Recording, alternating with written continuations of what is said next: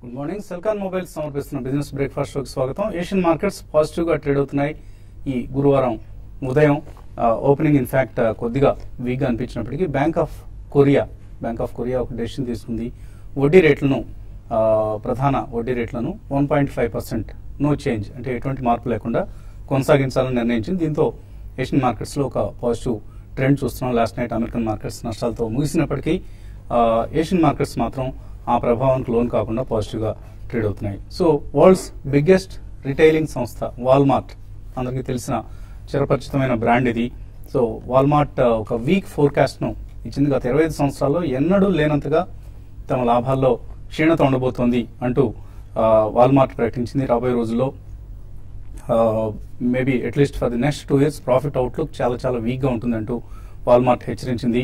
Next financial year లో అయితే 12% తన ఎర్నింగ్స్ లో తగ్గుముఖం ఉంటుంది అంటూ వాల్మార్ట్ చెప్తోంది. సో ఒక స్ట్రాంగ్ డాలర్ ఫ్యాక్టర్ కావచ్చు, అలాగే రిటైల్ కన్స్యూమర్ సెంటిమెంట్ వీక్ గా ఉండటం కావచ్చు, వీటన్నిటి వలన తన లాభాలు, అలాగే వేజ్ అంటే కంపెనీ చెల్లించే జీతభత్యాల్లో వచ్చిన పెంపుదల కావచ్చు, ఇవన్నీ కూడా తన ప్రాఫిట్స్ ని తగ్గించేస్తున్నాయంటూ వాల్మార్ట్ వాపోయింది. దీంతో నిన్న ఈ స్టాక్ 10% నష్టపోయింది. డౌజన్స్ కూడా ఇదే ప్రభావంతో ఆల్మోస్ట్ 1% వరకు నష్టంతో క్లోజ్ అయింది. కానీ ఏషియన్ మార్కెట్స్ లో ఈ ప్రభావం కనపడలేదు. ఇన్ఫాక్ట్ యుఎస్ లో ఏదైతే నెగిటివ్ సెంటిమెంట్, అలాగే వడ్డీ రేట్ల పెంపు కూడా ఈ సంవత్సరంలోకి ఉండకపోవచ్చు అంటూ మెజారిటీ అభిప్రాయపడుతున్నారు. అమెరికాలో ఫెడరల్ రిజర్వ్ ఈ సంవత్సరానికి వడ్డీ రేట్లు పెంచకపోవచ్చు అని, వచ్చే ఏడాదే ఈ వడ్డీ రేట్ల పెంపు ఉంటుందని ఎక్కువ మంది అభిప్రాయపడుతున్నారు. ఇవన్నీ కూడా అమెరికన్ ఎకానమీ ఇంకా రికవర్ కాలేదు అన్న అంశాన్ని సంకేతాలుగా నిలుస్తున్నాయి. సో అమెరికన్ ఎకానమీ రికవర్ కాకపోవడం అనేది ఎమర్జింగ్ మార్కెట్స్ కి పాజిటివ్ అవుతుంది. మేబీ ఇక్కడ నుంచి ఎమర్జింగ్ మార్కెట్స్ కొద్దిగా at least for the short term out perform చేసే అవకాశం కనిపిస్తుంది. ఇంక్లూడింగ్ మేబీ ఇండియన్ మార్కెట్ కూడా ఇవాళ పాజిటివ్ గా ఓపెన్ కాబోతుంది.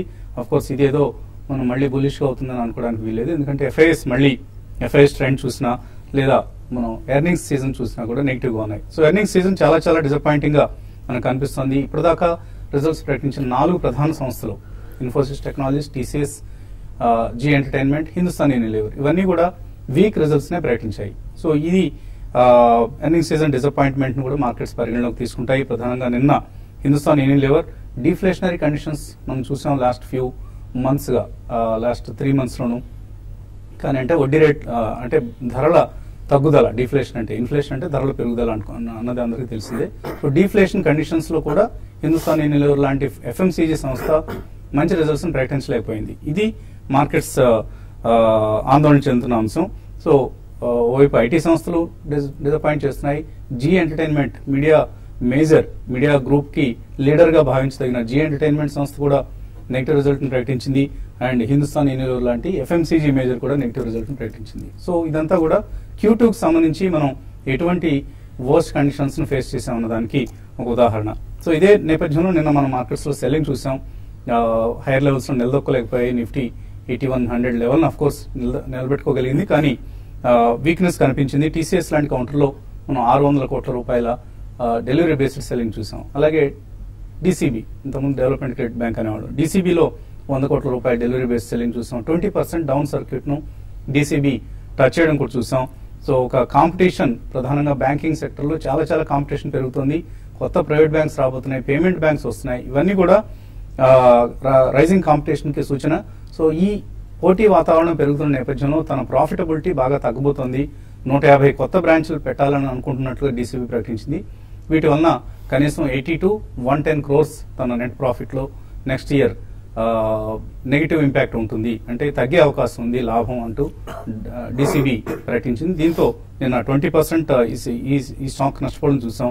సో అటు క్లియర్ గా ఐటీ, బ్యాంకింగ్ రెండు ప్రధాన సెక్టర్స్, రెండు పెద్ద సెక్టర్స్ ఇండెక్స్ లో హైయెస్ట్ వెయిటేజ్ ఉన్న సెక్టర్స్ ఇవి. సో ఇటు ఐటీ అటు బ్యాంకింగ్ రెండు కూడా కొంత నెగిటివ్ సెంటిమెంట్ ని తీసుకొస్తున్నాయి మార్కెట్లోకి. మనం అక్టోబర్ ఫస్ట్ హాఫ్ లో ఏదైతే పాజిటివ్ సెంటిమెంట్ చూసాం అది కొద్దిగా వీక్ అయింది. ఇక్కడ ఎఫ్ఐఎస్ ఫిగర్స్ చూస్తే ఇదే అంశం మనకు అర్థమవుతుంది. నిన్న క్యాష్ మార్కెట్ లో నెట్ బయర్స్ గానే ఉన్నారు 122 కోట్లు, కానీ F&Oలో మాత్రం ఎఫ్ఐఎస్ నెగిటివ్ గా బిహేవ్ చేశారు. ఇండెక్స్ ఫీచర్స్ లో 873 కోట్లు సెల్ చేయడం చూసాం. అలాగే లాంగ్ పొజిషన్స్ అన్వైండ్ చేస్తున్నారు. ఫ్రెష్ షార్ట్ పొజిషన్స్ యాడ్ చేసుకుంటున్నారు FIS. దీంతో కొంత సెంటిమెంట్ నెగిటివ్ గా మారింది అనడానికి దీన్ని నిదర్శనంగా తీసుకోవచ్చు. ఇవాల్టి పాజిటివ్ ఓపెనింగ్ కూడా ఇది సోల్డ్ అవుట్ గా ఉంటుందా అంటే ఈ పాజిటివ్ ఓపెనింగ్ ఆసరాగా తీసుకొని అమ్మకాలకు వెళ్తారా లేకపోతే ఇక్కడ నుంచి మళ్ళీ కొద్దిగా కొనుగోలు చేస్తారా? సో ఇవాల్టి ట్రేడింగ్ కొద్దిగా మనకు ఒక కీలకమైన ట్రేడింగ్ సెషన్ గా మనం భావించవచ్చు. ఎందుకంటే వరుసగా 3 సెషన్స్ నష్టపోయాయి. ఇక్కడ నుంచి ఈ సెషన్ కనీసం ప్రాఫిట్స్ తో క్లోజ్ చేసి 8150 పైన నిఫ్టీ కనుక క్లోజ్ కాగలిగితే సెల్లింగ్ బ్రేక్ పడిందని అనుకోవచ్చు. అదర్వైజ్ సెల్లింగ్ కొనసాగే అవకాశాలు మనకు కనిపిస్తున్నాయి. సో నిఫ్టీ 8100 8200 ఈ టైట్ రేంజ్ లో ఉంది. ఈ రేంజ్ నుంచి బయటపడితేనే ఒక డైరెక్షన్ ను మనం నిఫ్టీకి సంబంధించి ఊహించవచ్చు. ఇక మార్కెట్స్ పరిస్థితి గురించి మనతో మాట్లాడేందుకు అనలిస్ట్ సిద్ధంగా ఉన్నారు. సో ఎటువంటి ట్రెండ్ మీరు ఊహిస్తున్నారు మార్కెట్స్ గమనానికి సంబంధించి? బేసికలీ చాలా ఫ్లాటిష్ ట్రెండ్స్ కనిపిస్తున్నాయండి. And going forward next few days లో మనకి ఎంటైర్ రిజల్ట్ సీజన్ అయిపోయేదాకా కూడా మేజర్ ట్రెజెక్టరీ అయితే ఫామ్ అయ్యే అవకాశం కనిపించలేదు. అది కూడా it coincide with Bihar election result కాబట్టి. సో ఇప్పటిదాకా వచ్చిన రిజల్ట్స్ మీరు అన్నట్టు they are not very positive అండి. సో మనకి సెప్టెంబర్ క్వార్టర్ రిజల్ట్స్ అంత ఆశాజనకంగా ఉంటాయని కూడా ఎవరు గతంలో కూడా ఎక్స్పెక్ట్ చేయలేదు. So the same thing is turning out to be true. But మనకి FMCG మేజర్ కూడా నిన్న హిందుస్థాన్ యూనిలివర్ అంత ఎంకరేజింగ్ రిజల్ట్స్ ఏం పోస్ట్ చేయలేదు. దట్ ఆల్సో షోస్ మనకి ఈసారి deficient monsoon and rural consumption కాస్త తగ్గింది. ఈవెన్ పవర్ బ్రాండ్స్ లో కూడా వాళ్ళకి అంత ప్రాఫిటబిలిటీ ఏం పెరగలేదు. సో ఇవన్నీ కూడా మనకి FMCG రంగం మీద కూడా ప్రభావితం చూపే అవకాశం ఉన్నాయి. సో మేజర్ రంగాలు financials, IT and FMCG almost trends మనకి తెలుస్తున్నాయండి. ఓన్లీ ఫార్మా రంగం ఒకటే we have yet to see. So pharma రంగంలో రిజల్ట్స్ ఏం రాలేదు కాబట్టి I think they will be reasonably positive. ఎందుకంటే ఒక సీజనాలిటీ అనేది ఉంటుంది జనరలీ ఫార్మా రంగానికి. ఫార్ములేషన్ సేల్స్ అంతా కూడా ఆన్ షెల్ఫ్ ఉండాలి కాబట్టి ఈ క్వార్టర్ జనరలీ బాగానే ఉంటుంది. సో ఇవన్నీ పక్కన పెడితే it's still going to be consolidation zone అండి. Maybe about 150 to 200 point zone లోనే కొట్టుమిట్టాడుతుంది. మనకి post Bihar election result and all corporate result September quarter వచ్చిన తర్వాతనే ట్రెజెక్టరీ ఫామ్ అవుతుంది. కానీ మేజర్ వీక్నెస్ అయితే కనిపించలేదండి మార్కెట్ లో. నిన్న చాలా యాక్షన్ మనం mid and small cap stocks especially micro and small cap stocks లో కూడా చాలా చూసాం కాబట్టి స్టాక్ స్పెసిఫిక్ యాక్షన్ ఎక్కువ జరుగుతుంది. So reasonably good companies with clean balance sheets I think one should definitely by. ఎక్కడ మనకి కొద్దిగా సెల్లింగ్ ఎక్కువ కనిపించినా కానీ ఆర్ నార్మల్ సెంటిమెంట్ పరంగా మార్కెట్ వీక్నెస్ లో ఆ స్టాక్ డిప్ అయితే అక్కడ డెఫినెట్లీ వీ షుడ్ బై అని చెప్తాను. సో టెక్నికల్ ఎటువంటి పరిస్థితులు ఉన్నాయి మార్కెట్స్? టెక్నికల్ గా చూస్తే మార్కెట్ పాజిటివ్ గానే ఉందనొచ్చు. అంత క్రితం ఒక ర్యాలీ తర్వాత లాస్ట్ 2 వీక్స్ వీక్లీ చార్ట్ లో ఒక రివర్సల్ తర్వాత మనం ఈ లాస్ట్ 1 వీక్ గా ఒక పుల్ బ్యాక్ రియాక్షన్ చూసాము. ఈ పుల్ బ్యాక్ రియాక్షన్ లో మార్కెట్ కొంచెం హైయర్ లెవెల్లో కొంచెం సపోర్ట్ పైన నిలదొక్కుంటుంది. ఈ 2-3 రోజులు మార్కెట్ పూర్తిగా ఒక టెక్నికల్ గా ఒక ఓవర్ బాట్ పొజిషన్ అడ్జస్ట్ చేస్తుంది. ఈ అడ్జస్ట్మెంట్ లో 8100 సపోర్ట్ ని బ్రేక్ అయ్యి దానిపైన క్లోజ్ అవుట్ 2-3 సార్లు చూస్తుంటే కనుక మార్కెట్ లో లోయర్ రేట్ లో కొంచెం బయింగ్ వస్తుంది. కాకపోతే మనకి క్లోజింగ్ ఒకటి కొంచెం స్ట్రాంగ్ గా రావాలి. నిన్న డే లో దగ్గర క్లోజ్ అయింది కాబట్టి కొంచెం ఇవాళ కూడా కన్సాలిడేషన్ ఉండే అవకాశం ఉంది. ఇవాళ కనుక యూరోపియన్ మార్కెట్స్ ఓపెన్ అయిన తర్వాత మార్కెట్ రికవర్ అయ్యి కొంచెం డే హై దగ్గర క్లోజ్ అయిందంటే మటుకు ఒక టెక్నికల్ గా రివర్సల్ కన్ఫర్మ్ అయినట్టే.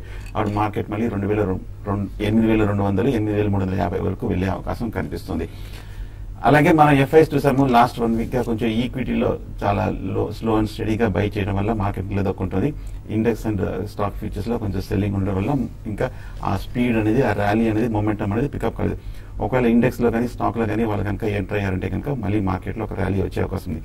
ఇవాళ కీలకమైన సపోర్ట్ 8100 నిఫ్టీలో 8100 కింద కాసేపు ట్రేడ్ అయ్యి దాని కింద క్లోజ్ అవుతాయి. మళ్ళీ నెక్స్ట్ ఒక 100 పాయింట్స్ డిక్లైన్ మాక్సిమం ఒక 8000 వరకు వచ్చే అవకాశం ఉంది. అలాగే బ్యాంక్ నిఫ్టీ చూస్తే కనుక 17500 దగ్గర స్ట్రాంగ్ సపోర్ట్ కనిపిస్తుంది. ఈ 2 ఇండిసెస్ పైన కరెక్ట్ గా క్లోజ్ అయింది ఈ 2 రోజులుగా. ఒకవేళ 17500 కింద కనుక క్లోజ్ అయితే ఒక short term weakness bank stocks లో వచ్చే అవకాశం ఉంది. Last 1 or 2 weeks 3 weeks 4 weeks గా చూస్తే కనుక స్లో అండ్ స్టడీ స్టాక్ లో అన్నింటిలో కూడా మనం అప్ ట్రెండ్ చూసాము. HDFC బ్యాంక్ కొంచెం ఫ్యూచర్స్ లోకి ఇవాళ కనుక పాజిటివ్ గా ఉందంటే లాంగ్ పొజిషన్ తీసుకోవచ్చు. సిప్లాలో కూడా ఓపెనింగ్ లో కొంచెం పాజిటివ్ ఉందంటే లాంగ్ పొజిషన్ తీసుకోవచ్చు. TVS మోటార్స్ ఇవన్నీ కూడా కానీ స్ట్రిక్ట్ గా ప్రైస్ మీద 3% పెంచకుండా స్టాప్ లాస్ అనేది మెయింటైన్ చేసి హోల్డ్ చేయొచ్చు. షార్ట్ పొజిషన్స్ ప్రస్తుతం అవాయిడ్ చేయడం మంచిది. అలాగే IBSCL కూడా మనం ఈ స్టాక్ గురించి ఈ కంపెనీ గురించి మాట్లాడుకున్నాం. సో ఒక strategic debt restructuring exercise corporate debt restructuring ప్రక్రియలో భాగంగా జరుగుతోంది. సో మేనేజ్మెంట్ ను మార్చబోతున్నారంటూ మనం TV5 బ్రేకింగ్ న్యూస్ కూడా ఇవ్వడం జరిగింది. సో మేనేజ్మెంట్ మార్చేందుకు బ్యాంక్స్ ఒక నిర్ణయం తీసుకున్నాయన్న వార్తలు వస్తున్నాయి. ఈ నేపథ్యంలో నిన్న స్టాక్ ప్రైస్ లో అనూహ్యంగా 16% పెరగడం చూసాం. కొత్త మేనేజ్మెంట్ వస్తుంది, కొత్త మేనేజ్మెంట్ వస్తే కంపెనీ ఆర్థిక నిర్వహణ మెరుగవుతుంది అన్న అంచనాలు మార్కెట్స్ లో రావడం చూసాం. సో కేర్ఫుల్ గా ఉండాలి. ఐవీఆర్సీఎల్ లో ఎగబడి షేర్లు కొనడం అనేది కరెక్ట్ పద్ధతి కాదు. ఎవరు వస్తారు, మేనేజ్మెంట్ బాధ్యతలు కొత్తగా ఎవరు చేపడతారన్న అంశంపై కంపెనీ భవిష్యత్ ఆధారపడుతుంది. సో కనీసం ఇప్పటికైనా ఇప్పుడున్న మేనేజ్మెంట్ ఎవరైతే ఉన్నారో వాళ్ళ స్టేక్ ఓన్లీ 8% ఉంది. సో వాళ్ళు కొత్త మేనేజ్మెంట్ రాకుండా అడ్డుకునేందుకు నానా ప్రయత్నాలు చేస్తారు. గతంలో కూడా జీ గ్రూప్ కు సంబంధించిన సుభాష్ చంద్ర ప్రమోటర్ ఈ కంపెనీని టేక్ ఓవర్ చేసేందుకు ఆసక్తి చూపినప్పుడు టూత్ అండ్ నైల్ ఫైట్ చేశారు. ఇప్పుడున్న ప్రమోటర్స్ ఫైట్ చేసి ఆ కంపెనీ కొత్త అంటే సుభాష్ చంద్ర చేతికి వెళ్లకుండా జాగ్రత్త పడ్డారు. ఈసారి కూడా అలా అడ్డుకునే ప్రయత్నం చేస్తారు. వాళ్ళ సర్వశక్తులు ఒడుతారు. అలా చేయకూడదని కోరుకున్నాం. షేర్ హోల్డర్స్ అందరూ కూడా యునైట్ అయ్యి బ్యాంకర్స్ కు సహకరించి కొత్త మేనేజ్మెంట్ వచ్చేందుకు సహకరించాలి. అప్పుడే అటు కంపెనీ ఉద్యోగులకు కావచ్చు, షేర్ హోల్డర్స్ కావచ్చు మేలు జరుగుతుంది. ఇప్పుడున్న మేనేజ్మెంట్ కు ఈ కంపెనీని ఇకపై సమర్థవంతంగా నిర్వహించగలిగే సత్తా లేదు అన్నది మనకు ఆల్రెడీ ఇప్పటికే నిర్ధారణ అయింది. అందుకని కొత్త మేనేజ్మెంట్ రావడానికి ఇటు షేర్ హోల్డర్స్ అటు ఉద్యోగులు కూడా కృషి చేయాల్సిన సమయం ఇది. సో క్విట్ ఐవీఆర్సీఎల్ అంటూ ప్రమోటర్స్ కి పిలుపు ఇవ్వాల్సిన సమయం కూడా ఇది. సో ఈ అంశాన్ని షేర్ హోల్డర్స్ అందరూ గమనించాలి. ఇక కాలర్స్ లైన్ లో ఉన్నారు. మొదటి కాలర్ చిత్తూరు నుంచి Ramesh. Hello, good morning sir. ఇది నేను ఓటెల్ ల్యాబ్స్ అని 1 వీక్ లోనే 10 రూపీస్ పెరిగింది సార్. అది ఇప్పుడు 17 రూపీస్ లో కొన్నాను 1000 షేర్స్. అది ఉంచుకోవచ్చా లేకుంటే ఇట్లా? ఇప్పుడు 17 రూపీస్ లో కొన్నాను నేను. ఓకే, ఈ మధ్య వార్తల్లో కూడా ఉంది ఈ కంపెనీ. యా, అంటే ఏదైనా కార్పొరేట్ యాక్షన్ ఏదైనా జరుగుతుందండి లాస్ట్ అట్లీస్ట్ 3 to 6 months లో అన్ని పెన్నీ స్టాక్స్ ఆర్ ఈవెన్ చాలా micro cap and mini cap pharmaceutical companies అన్ని కూడా they are seeing huge action. ఎందుకంటే front line stocks and mid cap stocks బాగా పెరిగాయి అండ్ కన్సిస్టెన్సీ ఉంది కాబట్టి. సో ఇవన్నీ కూడా ప్రాబ్లీ ఏ టేక్ ఓవర్ లేకపోతే ఏదో కార్పొరేట్ యాక్షన్ వీటి మూలాన డెఫినెట్లీ పెరుగుతున్నాయండి. కొద్దిగా కేర్ఫుల్ గా ఉండాలి. ఎందుకంటే ఫండమెంటల్స్ పరంగా బిజినెస్ పరంగా అంత స్ట్రాంగ్ కౌంటర్స్ కాదు.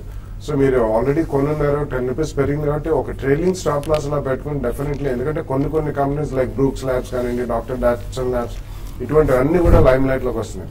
సో జాగ్రత్తగా మీరు ఎక్కడైనా స్ట్రాంగ్ రిజల్ట్స్ పోస్ట్ చేస్తే you can continue to stay with it అండి. సెప్టెంబర్ క్వార్టర్ రిజల్ట్స్ చూడండి. Otherwise I think you should definitely book profits. తర్వాత కాలర్ లైన్ ఉన్నారు కుమార్ హైదరాబాద్ నుంచి. హలో, నమస్తే అండి. నేను 2 స్టాక్స్ గురించి అడగాలనుకుంటున్నాను. ఒకటి గ్యాబ్రియల్ ఇండియా అండి. గ్యాబ్రియల్ ఇండియా షార్ట్ టర్మ్ కోసం నేను మొన్న 94 రూపీస్ లో పర్చేజ్ చేశానండి, ఒక 500 షేర్స్. ఇప్పుడు కొద్దిగా మూమెంట్ ఉన్నట్టు కనిపిస్తుందండి. ఇది ఒక 1 or 2 weeks లో దీనికి మామూలుగా ఎంతవరకు వెళుతుంది అని ఒకటి తెలుసుకోవాలనుకుంటున్నాను. రెండో స్టాక్ యూనికేమ్ ల్యాబొరేటరీస్ అండి. యూనికేమ్ ల్యాబొరేటరీస్ లో లాంగ్ టర్మ్ ఇన్వెస్ట్ చేయాలనుకుంటున్నాను. యాక్చువల్ గా వెస్టర్డే కూడా యుఎస్ FDA అప్రూవల్ కూడా వచ్చినట్టుంది. దీనికి ఒక 2 years వ్యూ లో నేను ఇన్వెస్ట్ చేస్తే ఈ స్టాక్ ఎంతవరకు పెరగవచ్చు, ఎలా ఉంటుంది ఈ కంపెనీ ఫ్యూచర్ అనేది గ్యాబ్రియల్ ఇండియా హోల్డ్ చేయొచ్చా, అలాగే యూనికామ్ ల్యాబ్స్ లో ఫ్రెష్ గా ఇన్వెస్ట్ చేయొచ్చా? యా, అంటే రీసెంట్లీ అంటే just about 2 days back management comment ఒకటి వచ్చిందండి. యూనికామ్ ల్యాబ్స్ డొమెస్టిక్ ఫార్ములేషన్స్ బిజినెస్ అమ్మేయాలని ప్రయత్నిస్తున్నారు అని చెప్పి జెఫ్రీస్ అని ఒక రీసెర్చ్ రిపోర్ట్ కూడా వచ్చింది. వాళ్ళకి మ్యాండేట్ ఇచ్చారండి. మేనేజ్మెంట్ వాళ్ళు డినై చేశారు. బట్ లోకలీ వాళ్ళ మేనేజ్మెంట్ కామెంటరీ కూడా బాగానే ఉంటుంది మా పర్ఫార్మెన్స్. డెఫినెట్లీ ఈ క్వార్టర్ నుంచి కూడా ఇంప్రూవ్డ్ పర్ఫార్మెన్స్ చూస్తాను. So over a period of 2 years current rate లో కూడా కొనొచ్చండి. It showing lot of strength and portfolio formulations అన్ని కూడా వాళ్ళు రీగ్రూపింగ్ చేశారు.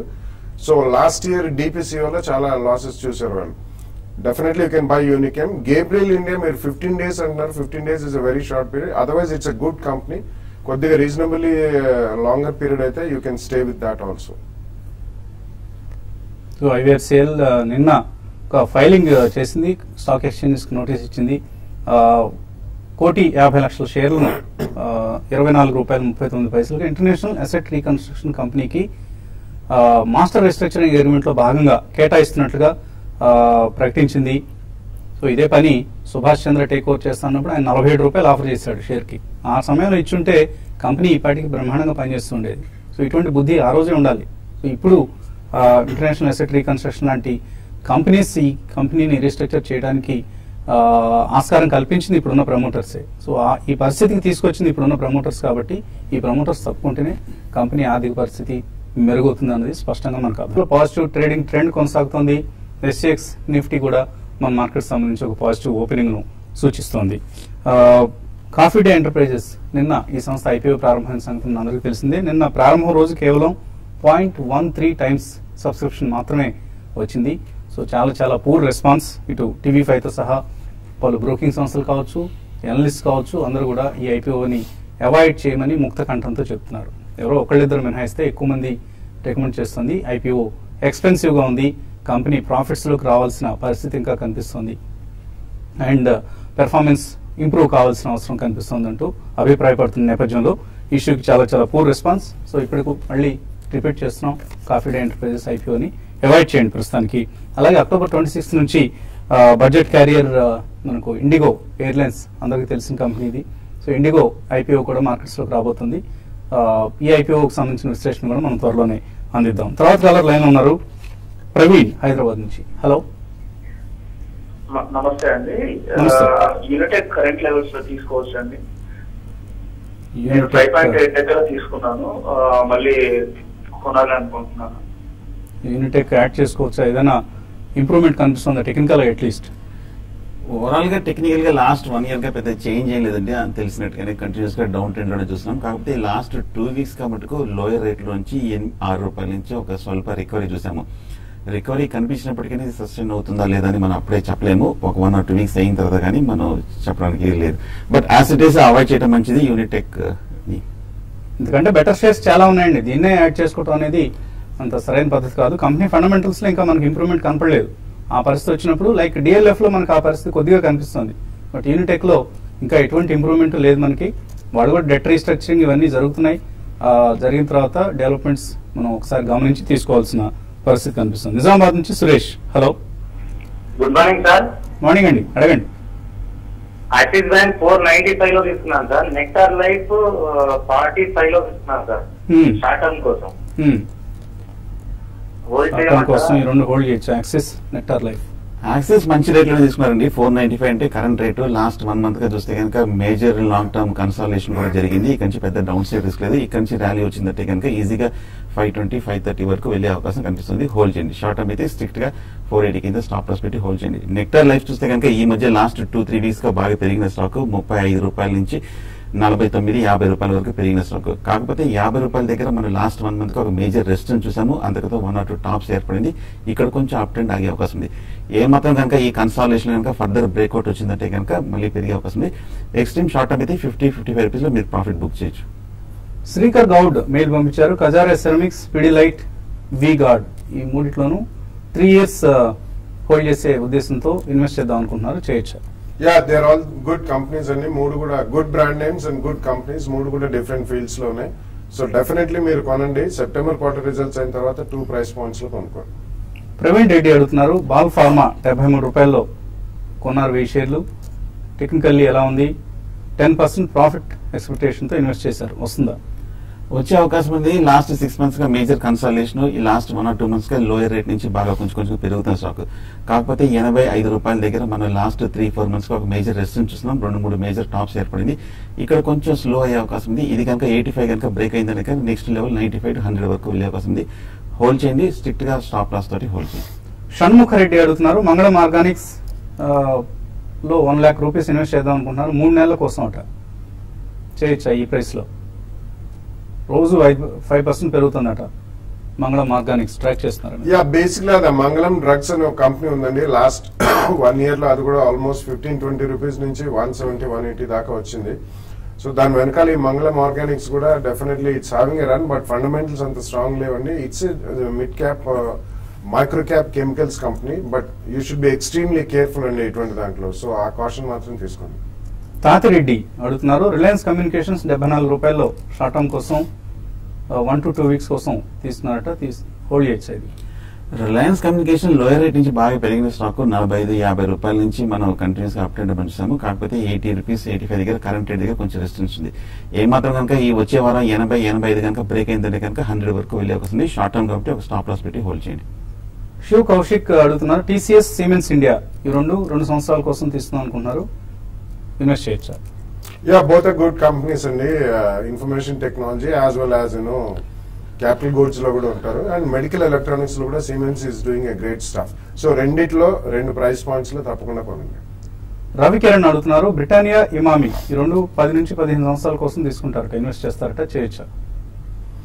10 to 15 years is a very long period అండి. తప్పకుండా రెండు కూడా excellent companies with very strong brand names. So మీరు నెక్స్ట్ 1 or 2 years లో I think you should invest. Best మీరు 10 to 15 years అంటున్నారు కాబట్టి ఎస్ఐపి ద్వారా ఒక 12 months చేయండి. After that you can just leave it like that for maybe 5, 10, 20 years. Venkat అడుగుతున్నారు, Zee media, Zee entertainment long term కోసం కొనుక్కోవచ్చా ఇక్కడ? జీ ఎంటర్టైన్మెంట్ బాగా కొంచెం స్ట్రాంగ్ గా ఉన్న స్టాకే. ఈ స్టాక్ ని ఈ మధ్య లాస్ట్ 1 week కొంచెం చిన్న డిప్ వచ్చిన స్టాక్, ఇంకా కొంచెం కరెక్షన్ వచ్చి వస్తుంది. షార్ట్ టర్మ్ లో డిప్ లో మీరు బై చేయొచ్చు. సో డిక్లైన్స్ లో తీసుకోండి, రిజల్ట్ అంతా గొప్పగా ఏం లేదు. మేబీ ఈ కరెక్షన్ సమయాన్ని మనం ఇన్వెస్ట్మెంట్ కి మీడియాలో ఇన్వెస్ట్ చేద్దాం అంటున్నాడు. Zee entertainment is the best stock to own. Cummins India 1100 రూపాయలకు ఉన్నారు. ఇందిరా 1 month టార్గెట్ ఎంత ఎక్స్పెక్ట్ చేయొచ్చు? అంతక్రితం బాగా పెరిగిన స్టాక్ ఈ మధ్య కొంచెం 4 రోజులు బట్టి హై రేట్ నుంచి 1230 రూపాయల నుంచి కొంచెం పడిన స్టాక్ కొంచెం హై ప్రైస్ లో తీసుకున్నారు. హోల్డ్ చేయండి. కరెంట్ రేట్ 1050 మధ్యన స్ట్రాంగ్ రెసిస్టెన్స్ ఉంది. ఇక్కడ నుంచి కొంచెం రికవరీ అవకాశం ఉంది. షార్ట్ టర్మ్ హోల్డ్ చేయండి. ప్రసాద్ రావు అడుగుతున్నారు, డీసీబీ ఉన్నాయట 129లో, నిన్న 20% తగ్గింది, ఏం చేయాలి?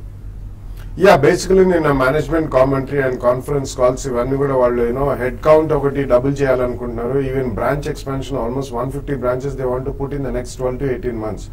అంటే ఈ కాంపిటీషన్ కదా. So all the parameters will show negative for the next 24 months అని చెప్పి వాళ్ళు వేయడం జరిగిందండి. బట్ ఇవాళ కూడా చూడాలి, మేబీ అరౌండ్ 10% డౌన్ అయితే ఆఫ్టర్ దాట్ పెద్దగా డౌన్ అయ్యే పరిస్థితి కనిపించలేదు. ఇవన్నీ టేక్ ఓవర్ క్యాండిడేట్స్ కూడా అవుతాయండి. So nothing to worry. Second price point లో మీరు ఈ రోజు డౌన్లోడ్ సర్క్యూట్ కొడితే మాత్రం మీరు కొనుక్కోండి. రాజశేఖర్ రెడ్డి, ఐసిఐసిఐ బ్యాంక్ 290లో ఉన్నాయి ఆయన దగ్గర, అలాగే బిహెచ్ఎల్ 225లో ఉన్నాయి. Seller hold. రెండు పాజిటివ్ గా నేను స్టాక్. బిహెచ్ఎల్ కొంచెం డౌన్ లో ఉన్నప్పటికీ, ఐసిఐసిఐ బ్యాంక్ ఈ మధ్య 6 నెలలుగా డౌన్ లో ఉన్నప్పటికీ ఈ లెవెల్ లో మేజర్ కన్సాలిడేషన్ జరుగుతుంది. లెవెల్స్ అట్రాక్టివ్ గా కనిపిస్తుంది. హోల్డ్ చేయండి. సుజాత అడుగుతున్నారు, ఐవీఆర్సీఎల్ ఉన్నాయట 15 రూపాయల్లో, ఈ మధ్య ఇప్పుడు వచ్చిన డెవలప్మెంట్స్ లో ఏం చేయాలి? హోల్డ్ చేయండి. ప్రస్తుతానికి ఉన్నవాళ్ళు హోల్డ్ చేయటమే.